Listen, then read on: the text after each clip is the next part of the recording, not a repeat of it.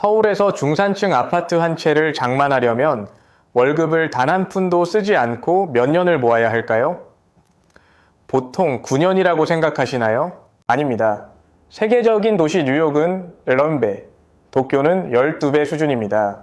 그런데 우리 서울은요, 조사기관에 따라 다르지만 23배까지 치솟았다는 분석도 나옵니다. 이건 그냥 비싼 게 아니라 세계 최고 수준의 거품이 끼어 있다는 뜻입니다. 뉴욕보다 2배, 도쿄보다 거의 2배나 더 큰 부담을 지고 있는 이 현실이 과연 정상일까요? 이건 단순히 시장이 좋아서 생기는 현상이 아닙니다. 언젠가 반드시 터질 수밖에 없는 아주 위험한 시한폭탄 같은 거품이죠. 자, 오늘 이야기는 정말 중요합니다. 내 집 마련을 꿈꾸는 분들이나 이미 집을 가지신 분들 모두에게 생존이 걸린 문제입니다. 지금 대한민국 부동산 시장은 지난 수십 년간 쌓여온 모든 모순이 한꺼번에 터지는 임계점에 도달했습니다. 누군가는 아직도 집값이 우상향할 거라고 말하지만 우리가 놓치고 있는 근본적인 변수들을 보면 소름이 돋을 정도입니다. 지금부터 한국 부동산이 일본보다 더 심각하게 폭락할 수밖에 없는 5가지 결정적인 이유를 하나씩 파헤쳐 보겠습니다. 이 이야기가 끝날 때쯤이면 여러분은 지금까지와는 전혀 다른 눈으로 부동산 시장을 보게 되실 겁니다. 이제부터가 진짜 본게임입니다. 첫 번째 이유는 바로 인구 구조의 잔혹한 붕괴입니다. 부동산의 본질적인 가치는 결국 무엇일까요? 건물을 이루는 콘크리트일까요? 아닙니다. 바로 사람입니다. 그런데 그 사람이 사라지고 있습니다.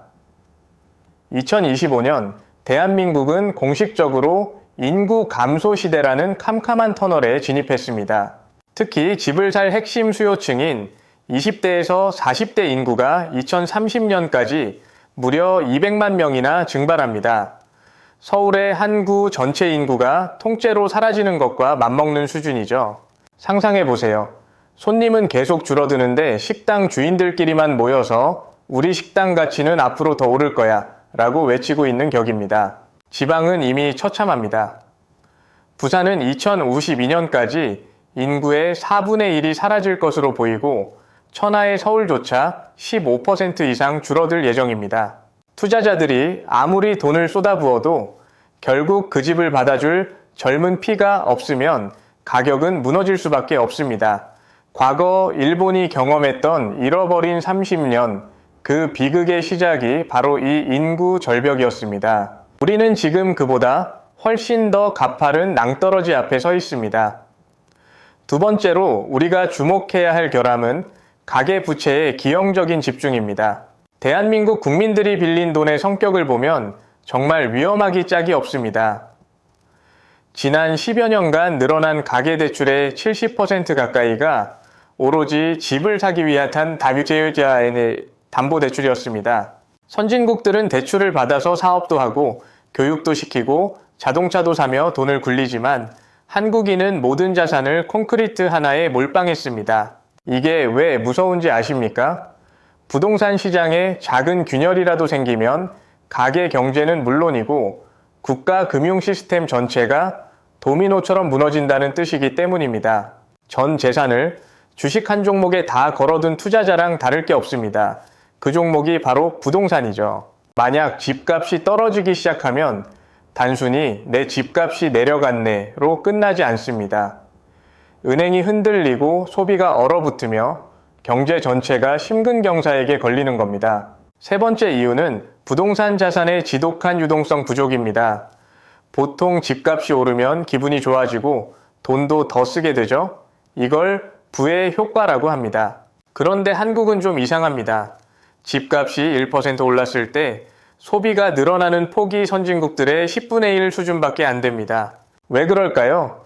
내 집값이 10억, 20억 올라도 그건 서류상의 숫자일 뿐 내 주머니에 들어오는 현금이 아니기 때문입니다.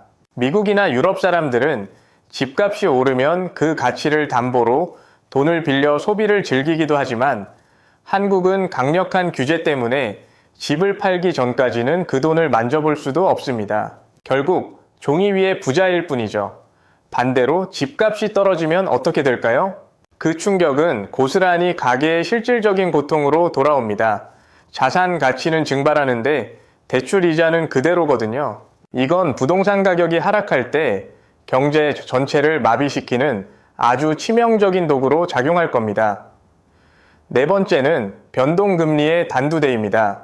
한국주택담보대출의 특징 중 하나가 바로 변동금리 비중이 압도적으로 높다는 겁니다. 금리가 조금만 꿈틀해도 수백만 가구의 한 달 생활비가 순식간에 사라집니다. 최근 몇 년간 원금과 이자를 갚느라 허리가 휘는 사람들이 급증했습니다.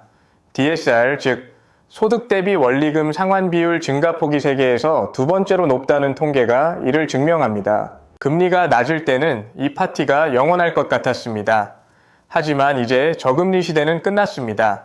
금리가 높은 수준에서 유지되거나 조금만 더 올라도 갭 투자로 집을 여러 차례 늘린 사람들은 말 그대로 단두대 위에 서게 됩니다. 만약 집값이 떨어지는 상황에서 금리까지 요동친다면 그건 단순히 조정이 아니라 투매와 파산의 서막이 될 겁니다. 이미 전세 사기나 역전세 사고로 수조 원대의 손실이 예고되고 있는 현실이 그 전조 증상입니다. 다섯 번째는 레버리지의 극대화와 전세라는 시한폭탄입니다. 한국 부동산 시장을 지탱해온 가장 큰 기둥이자 가장 큰 위험 요소가 바로 전세 제도입니다. 정부가 전세 대출 한도를 늘려주자 전세가가 오르고 그 전세가를 지지대 삼아 매매가가 오르는 기이한 구조가 만들어졌습니다. 비를 쌓아 올린 레버리지의 레버리지 구조인 셈이죠. 지금 한국의 주택시장 규모는 GDP의 3배를 넘어섰습니다. 무려 6천조 원이 넘는 거대한 거품입니다.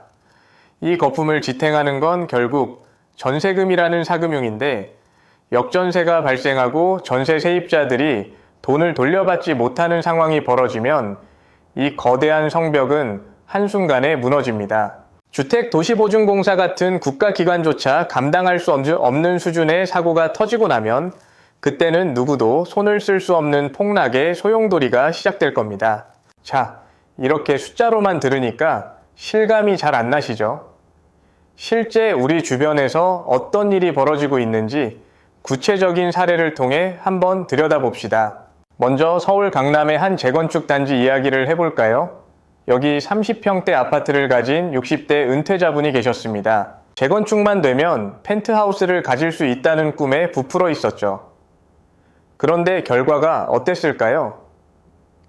새 아파트 분양가가 21억인데 본인 집 가치를 빼고도 추가로 9억 7천만 원을 더 내라는 고지서를 받았습니다. 평생 일에 집 한 채 가진 게 전부인 은퇴자에게 10억 가까운 돈이 어디 있겠습니까?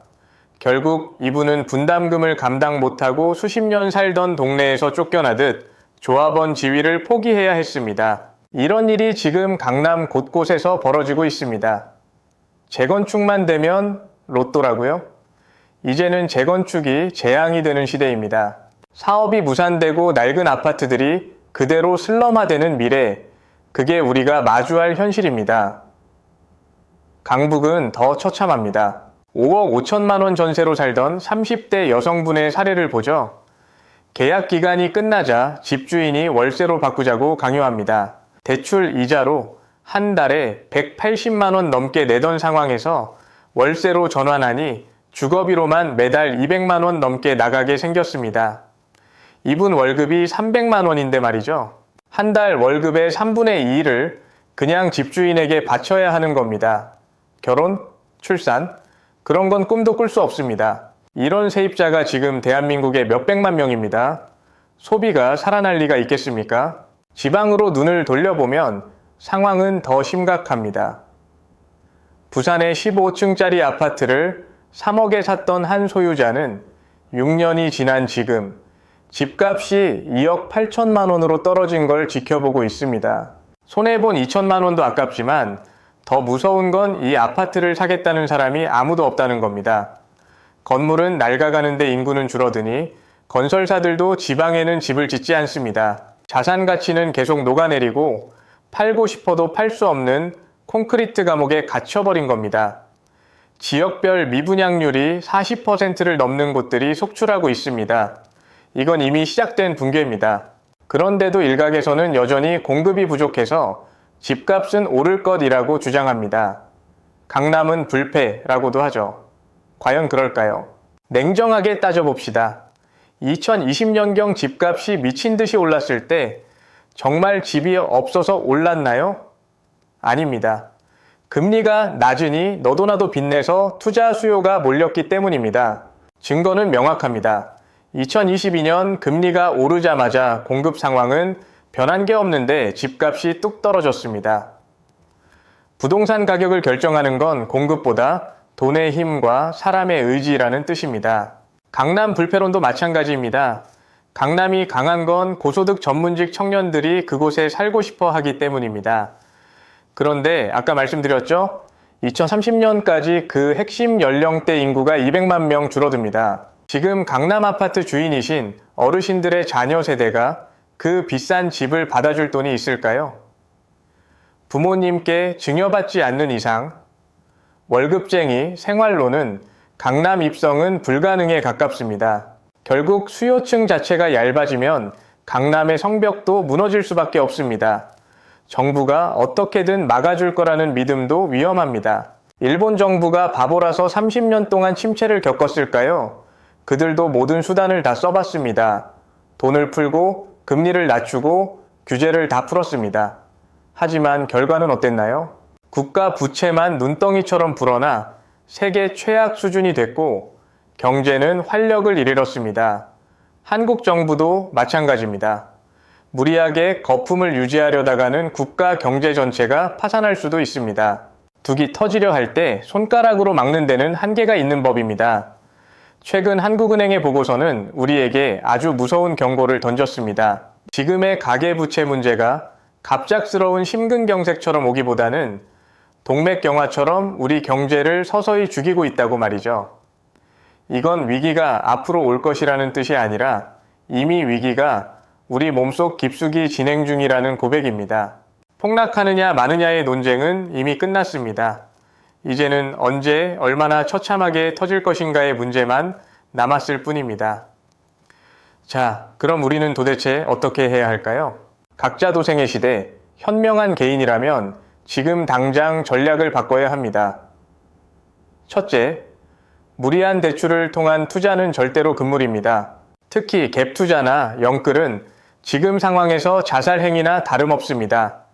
변수가 하나만 틀어져도 내 인생 전체가 송두리째 흔들릴 수 있습니다.